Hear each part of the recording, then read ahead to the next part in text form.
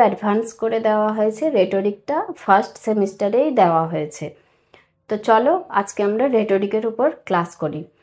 আচ্ছা, রেটরিক সম্বন্ধে তোমাদের বেসিক ধারণা দেওয়ার আছে, যেটা কি আমরা সবাই কথার মধ্যে তো অলংকার ব্যবহার করি, তাই তো?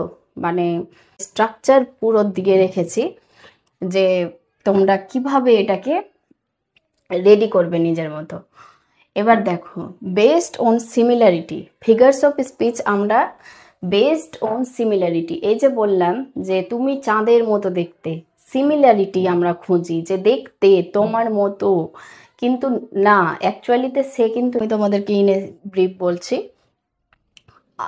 দুটা ওয়ার্ড যখন জাক্সটাপোজড মানে একসাথে পাশাপাশি বসবে, কিন্তু তোমার গিয়ে হবে ধরো যে লাইফ ইজ বিটার সুইট, বিটারও বললাম সুইটও বললাম, মানে জীবনটা হচ্ছে তীক্ষ্ণ মিষ্টি, তীক্ষ্ণ আবার সাথে সাথে মিষ্টি, একসাথে কি করে হয়? তাহলে এই ওয়ার্ডটা যে আমরা ইউজ করি বিটার, বিটার সুইট, ওটা হচ্ছে অক্সিমরনের উদাহরণ। ঠিক আছে, এবার হচ্ছে বেসড অন ইমাজিনেশন। আমরা সবাই জানি যে আমরা ইংলিশ ল্যাঙ্গুয়েজ বা ইংলিশ লিটারেচার যখন পড়ি, আমাদেরকে অনেক কিছুই ইমাজিনেশনের উপর চালিয়ে যেতে হয়।